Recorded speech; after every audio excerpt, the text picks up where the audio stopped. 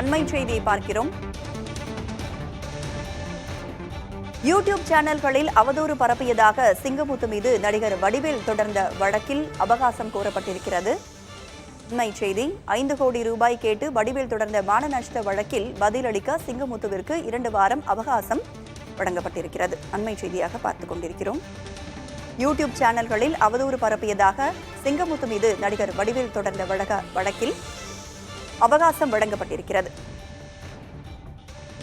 ரூபாய் 5 கோடி கேட்டு வடிவேல் தொடர்ந்த மான நஷ்ட வழக்கில் பதிலளிக்க சிங்கமுத்துவிற்கு 2 வாரம் அவகாசம் வழங்கப்பட்டிருக்கிறது. அண்மை செய்தி.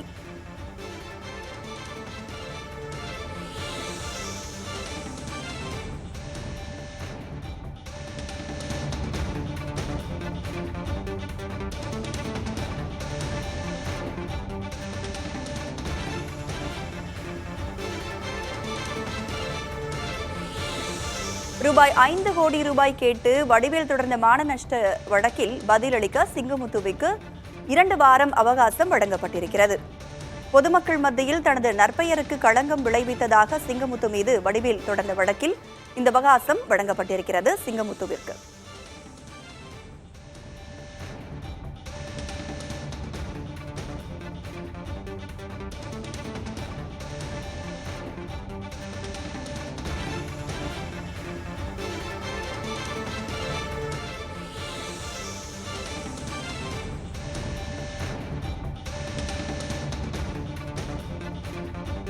நடிகர் வடிவேல் தொடர்ந்த வழக்கு விவகாரம் தொடர்பாக சிங்கமுத்துவிற்கு அவகாசம் வழங்கப்பட்டிருக்கிறது. யூடியூப் சேனல்களில் அவதூறு பரப்பியதாக சிங்கமுத்து மீது நடிகர் வடிவேல் வழக்கு தொடர்ந்திருந்தார். 5 கோடி ரூபாய் கேட்டு நடிகர் வடிவேல் தொடர்ந்த மான நஷ்ட வழக்கில் பதிலளிக்க சிங்கமுத்துவிற்கு 2 வாரம் அவகாசம் வழங்கப்பட்டிருக்கிறது.